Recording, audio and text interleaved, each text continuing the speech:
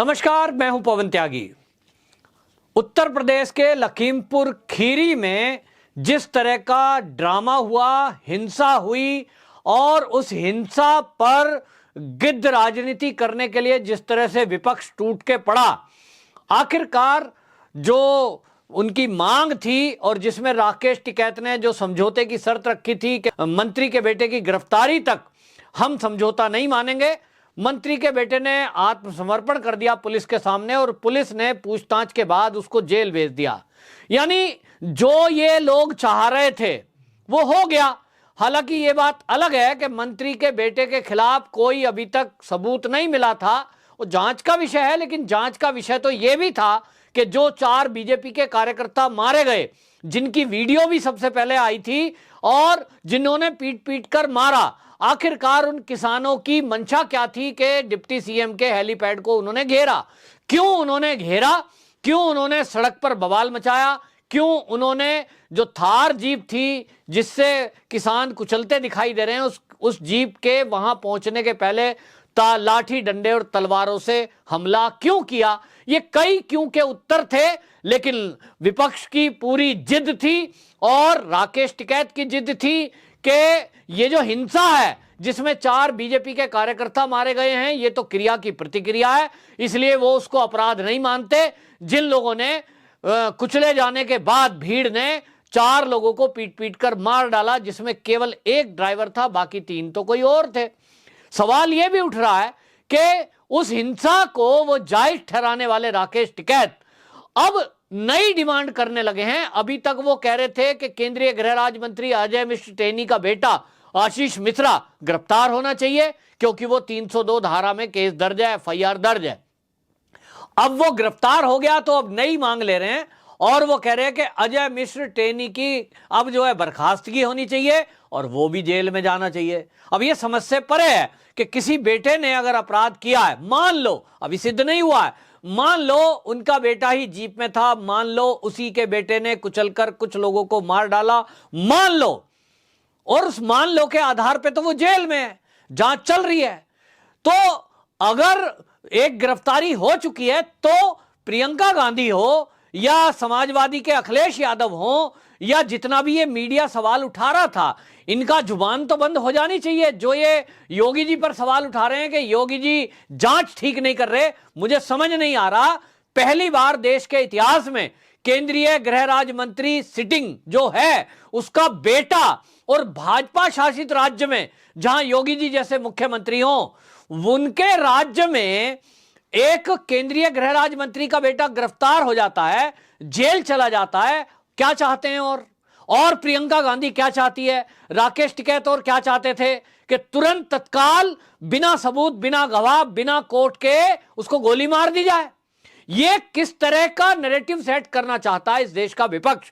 प्रियंका गांधी किस बिना पर यह कह रही है कि योगी जी न्याय ठीक नहीं कर रहे? योगी जी की न्याय प्रणाली जैसी तो आज तक कांग्रेस के कहीं राज्य में हुई ही नहीं होगी। क्या कांग्रेस कभी सोच सकती है, कांग्रेसियों से कोई ये उम्मीद कर सकता है कि अगर केंद्र में सरकार कांग्रेस की होती और किसी राज्य में कांग्रेस का राज होता और वहां कोई केंद्रीय मंत्री के बेटे ने कोई अपराध किया होता, अपराध सिद्ध नहीं है लेकिन डाउट होता, उसके बाद वो उसको गिरफ्तार करते? अजी हां, अभी महाराष्ट्र का हाल देख लो।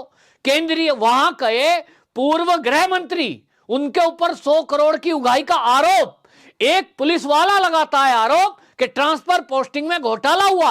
अभी उसकी जांच होनी बाकी है। जो वहां पर इंटेलिजेंस हेड थी रश्मि शुक्ला, उन्होंने जो रश्मि शुक्ला ने अपनी रिपोर्ट प्रस्तुत की थी और ये देवेंद्र फडणवीस ने सवाल उठाया था कि वहां ट्रांसफर पोस्टिंग में घपला घोटाला हुआ है, पुलिस के अधिकारियों को मनमर्जी की पोस्टिंग के नाम पर करोड़ों रुपए लिए गए। अब इस एवज में जांच होनी है। 5 सम्मन ईडी दे चुकी, सीबीआई खोज रही है, लुकआउट नोटिस जारी हो गया, लेकिन उनका पता नहीं है। कमाल है। आपके कांग्रेस के समर्थन से जो महाराष्ट्र में सरकार चल रही है, एनसीपी का बड़ा लीडर जिसको गृह मंत्री बनाया गया हो, उस लेवल का आदमी गायब है। ना आत्मसमर्पण है, ना समर्पण है, ना उस पर कोई सवाल है। कोई मीडिया भी नहीं पूछ रहा। यह ताज्जुब है। जो मीडिया रोज घटना के दिन से लखीमपुर खीरी में रिपोर्टिंग करते हुए यह कह रहा था, कहां है आशीष मिश्रा, ढूंढो। कोई कह रहा है नेपाल भाग गया, कोई कह रहा है कहां भाग गया, उसको केंद्र बचा रहा है, कोई कह रहा है योगी जी बचा रहे हैं। लो जी, वो गिरफ्तार है और आज जेल में है। लेकिन अब सवाल कांग्रेस से है। प्रियंका गांधी जी, राहुल गांधी जी, अब आपसे सवाल है। जिस राज्य में, महाराष्ट्र में आपके समर्थन से सरकार चल रही है, वहां का पूर्व गृह मंत्री, एनसीपी का नेता कहां है? कब गिरफ्तार होगा? कब स्कॉटलैंड यार्ड के तुलना करने वाली जो पुलिस है मुंबई की, वो कब पकड़ेगी? और मुंबई की पुलिस तो पकड़ ही नहीं रही, अब सीबीआई है। कब गिरफ्तार होंगे? है जवाब? कहां है बताओ जरा। तो आप बताएंगे नहीं। इसी तरह राकेश टिकैत को देखिए, यह आक्रोश है जनता के अंदर कि जिन भाजपा के कार्यकर्ताओं के मरने पर वो कह रहे हैं क्रिया की प्रतिक्रिया है, ये तो मर गए, तो जिन्होंने मारा है उसको अपराध नहीं मानते, और वो उनका भी समर्थन कर रहे हैं जो खालिस्तानी समर्थक इस देश में खालिस्तानी आंदोलन दोबारा से चलाना चाहते हैं। वो पन्नू के इशारे पर चलने वाले लोगों का समर्थन करते हैं, और वो भिंडरा वाले को ये कहते हैं कुछ लोग संत मानते हैं। तो राकेश टिकैत पर भी सवाल उठ रहे हैं कि राकेश टिकैत की मांग, डिमांड दिन पे दिन बढ़ती क्यों जा रही है। कभी वो कहते हैं कि जीप थार जो चला रहा था उसकी वीडियो तो नहीं आई है, पर लोग बता रहे हैं कि अजय मिश्र टेनी का बेटा था आशीष। कब गिरफ्तार करेगी? ठीक है भाई, आपके दबाव में ही समझ लो, मैं कह रहा हूं कि वो गिरफ्तारी हो गई, बंदा जेल पहुंच गया। लेकिन अब क्या राकेश टिकैत उन 4 भाजपा के कार्यकर्ताओं के मारे गए लोगों के परिवार वालों के साथ न्याय करेंगे? नहीं करेंगे, क्योंकि वो तो पहले ही कह दिया कि मैं तो उसे हिंसा मानता ही नहीं। तो वो ना हिंसा मानते हैं किसी हत्या को, उसको जायज ठहरा रहे हैं, ना वो गलत मानते हैं भिंडरा वाले को जो कि एक आतंकवादी घोषित है, ना वो खालिस्तान जिंदाबाद के नारे को देश विरोधी मानते हैं। तो राकेश टिकैत घोषणा कर रहे हैं कि जिस दिन तक वो जो मृतक किसान 4 हैं उनकी जब 13वीं होगी, उस दिन तक केंद्रीय मंत्री अब इस्तीफा दे। यानी सीधा सीधा मैं कहूं तो विपक्ष के साथ राकेश टिकैत भी मिल गए हैं, और लक्ष्य इनका पहले दिन से यही था कि केंद्रीय मंत्री का इस्तीफा हो। क्यों ना हो? राकेश टिकैत से तो मुझे ये उम्मीद थी, वो तो पहले कह चुके। एक भाषण उनका वायरल हो रहा है बहुत पहले से, लगभग 5-6 महीने हो गए, जब वो ये कह रहे थे कि इन पंडितों को भी देखना पड़ेगा। तो उनको लग गया होगा अजय मिश्र टेनी, मिश्रा, ब्राह्मण टारगेट करो, और टारगेट करो तो इस हद तक करो कि बेटा अगर दोषी है, अगर है, अभी स्पष्ट नहीं है, अभी उसका जुर्म साबित नहीं है, लेकिन जिसका जुर्म साबित नहीं है, जो अभी शक के बिना पर केवल जेल में गया है, उसके पिता को सजा क्यों? आप कहते हैं साहब 120B में वो भी दर्ज है। अरे एप्लीकेशन एफआईआर तो आपके खिलाफ भी बहुत सारी हो जाएंगी। कोई किसी के खिलाफ एफआईआर करा दे। देश के प्रधानमंत्री जब सीएम थे उनके खिलाफ करा दी, मोदी जी के खिलाफ कांग्रेसियों ने, कि इनको भी लपेटो। ये जो गोधरा कांड है ये तो मोदी जी ने ही करवाया है, इन्होंने ही पुलिस को निर्देश दिए, पुलिस वाला भी खोज के ले आए, कांग्रेसी एक आईपीएस अधिकारी बन गया, अब तो वो कांग्रेसी है खुलकर, तो उसने आरोप लगा दिए। मोदी जी ने कहा मोदी जी को घेर लो, अमित शाह को घेर लो, अमित शाह के खिलाफ एफआईआर हुई, तो आज कोर्ट से निर्दोष छूट गए। लेकिन मोदी जी को जितनी गाली दी गई, जो मीडिया में उनकी बदनामी की गई, हर साल उनका नाम लेकर अमित शाह को क्या क्या नहीं कहा गया, अमित शाह को अपराधी बताया गया, तो वो चीजें वापस आएंगी क्या? आज देश के जाने माने गृह मंत्री हैं जिनकी देशभक्ति पर दुनिया आज सैल्यूट कर रही है, जिसकी देशभक्ति पर नरेंद्र मोदी जी का आज दुनिया में डंका बज रहा है कि ऐसा व्यक्ति यदि देश का प्रधानमंत्री कुछ साल पहले बन गया होता तो शायद आज भारत विश्व गुरु होता। लेकिन कांग्रेस ने तो उनको भी घेरा। आज इसी तरह वो एक केंद्रीय गृह राज्य मंत्री को घेर रहे हैं, टारगेट कर रहे हैं, और उनका यह प्रयोग है कि यदि किसी एक दुर्घटना को लेकर वो किसी केंद्रीय मंत्री को घेर सकते हैं, तो यदि आज उनका इस्तीफा हो गया तो निश्चित रूप से आप देखना, इन्होंने तो शुरू किया है। मनोहर लाल खट्टर जो सीएम हैं हरियाणा के, कितनी बार उनके कार्यक्रम में अड़ंगा अटकाया, कितनी बार उनके टेंटों को तोड़ उखाड़ दिया गया, और वहां भी इसी तरह तलवारी डंडों से हमला किया गया। किस तरह से हरियाणा के जो करनाल है वहां के एसडीएम को इन्होंने इसी तरह दबाव देकर ट्रांसफर करा दिया कि साहब उसने एक वीडियो वायरल कर दी और यह कह दिया पुलिस वाले सख्ती दिखाएं।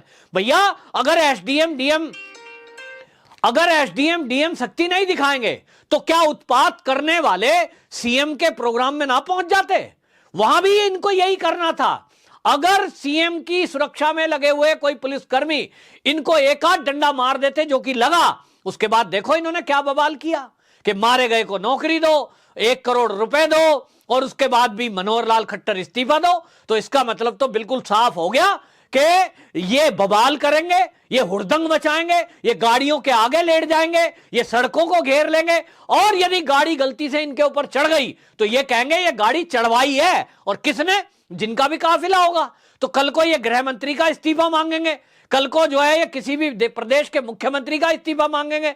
और इसके बाद योगी जी ने जो फैसला लिया है, हालांकि पुलिस फूंक फूंक कर कदम उठा रही है, योगी जी को तो सैल्यूट करना चाहिए कि ऐसा मुख्यमंत्री जो भारतीय जनता पार्टी के कार्यकर्ता, जो मंत्री का बेटा है, उस तक को भी यह कहकर बख्शता नहीं है कि वो भाजपा के मंत्री का बेटा इसलिए छोड़ दो या उसको जेल मत भेजो, हैं? भाजपा के कार्यकर्ता नाराज हो जाएंगे। यह एक सोची समझी रणनीति है, यह राजनीति है कि जो कांग्रेस, जो समाजवादी, जो बसपा कुछ दिन पहले ये योगी जी को यह कहकर घेर रहे थे कि योगी जी तो ब्राह्मण विरोधी हैं।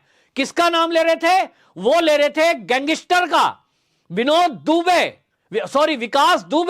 विकास दुबे गैंगस्टर था, लेकिन वो दुबे ब्राह्मण था और इसलिए उसका नाम लेकर योगी जी को घेर रहे थे ये सारे विपक्षी दल, ये कांग्रेस, ये समाजवादी, ये बसपा। और ये कह रहे थे योगी जी ने इसलिए एनकाउंटर करवा दिया क्योंकि वो ब्राह्मण था, योगी जी ब्राह्मण विरोधी हैं। लेकिन आज वही कांग्रेस, वही समाजवादी और वो बसपा, ये सारा विपक्ष आज ये कह रहा है कि अजय मिश्र टेनी, इनका इस्तीफा लो, इनको जेल में डालो क्योंकि उनके लड़के ने किसानों को कुचला, जिसका कि अभी तक कोई सबूत, कोई गवाह कुछ सामने नहीं आया है। क्या बात है! अगर आज योगी जी ने ये जेल भेजा है, आप देखना कुछ दिन बाद इन्हीं कांग्रेसियों के और समाजवादियों के और बसपा के बहुत सारे कार्यकर्ता ब्राह्मण बनकर अब सामने आएंगे और वो कहेंगे देखो योगी जी ने मिश्रा जी का बेटे को जेल भेज दिया जिसके खिलाफ कोई सबूत नहीं है, इसलिए योगी जी ब्राह्मण विरोधी हैं। ये ब्राह्मण विरोधी नैरेटिव फिर से सेट करने की कोशिश करेंगे। लेकिन मैं इस चैनल के माध्यम से उत्तर प्रदेश के ब्राह्मणों को कहना चाहता हूं कि इन विपक्ष की चाल को समझो कि जो एक गैंगस्टर के नाम पर भी ब्राह्मणों को ब्लैकमेल करने की कोशिश कर रहा था और उनकी वोट लूटने की नाकाम कोशिश इन्होंने की थी, आज फिर से एक तरफ ये एक ब्राह्मण मंत्री का इस्तीफा देना पर अड़े हैं कि उसका इस्तीफा दिलाओ। इनका मकसद केवल यही है कि इस्तीफा दिलाओ, इस्तीफा हो जाए तो क्षेत्र के ब्राह्मण नाराज हो जाएंगे, उनकी वोट फिर तुम ले लेना, वहां जाके खड़े होना और कहना देखो भाई ये तो जो है अत्याचार हुआ है और ये तो जो है देखिए क्या किया है बीजेपी वालों ने। और निश्चित रूप से बीजेपी का कार्यकर्ता हतोत्साहित होगा। तो इनकी ये साजिश है, लेकिन इनकी साजिश को समझना है, ना ये विकास दुबे के पक्ष में थे, ना ये अजय मिश्र टेनी के पक्ष में है। इनका केवल एक मकसद है कि उत्तर प्रदेश की सत्ता में किस तरह से नकली मुद्दों को लेकर ये बवाल खड़ा करें और योगी जी को बदनाम करके उत्तर प्रदेश में कुछ सीटें ले आएं, जो कि माहौल खराब करने के बाद ही इनको प्राप्त हो सकती है। लेकिन उत्तर प्रदेश की जनता सतर्क रहे ऐसे लोगों से, ऐसे लुटेरों से, जो मौका परस्त लोग हैं, जिनका जब शासन था तब इन्होंने कभी परवाह नहीं करी, लेकिन आज योगी जी के शासन में जब इनकी लोकप्रियता बिल्कुल शून्य हो गई है, और सारे सर्वे ये कह रहे हैं कि योगी जी बहुमत से, बहुत ज्यादा बहुमत से, पहले से अधिक सीटों से उत्तर प्रदेश में दोबारा से आ रहे हैं, तो इनकी बौखलाहट बढ़ गई है। ऐसे वोट के लुटेरों से सजग होने की जरूरत है, किसी भी बहकावे में आने की जरूरत नहीं है। योगी जी के शासन में सबके साथ न्याय होता है और कोई अपराधी है तो वो छूटता नहीं है, ये आप भरोसा रख सकते हैं। वंदे मातरम।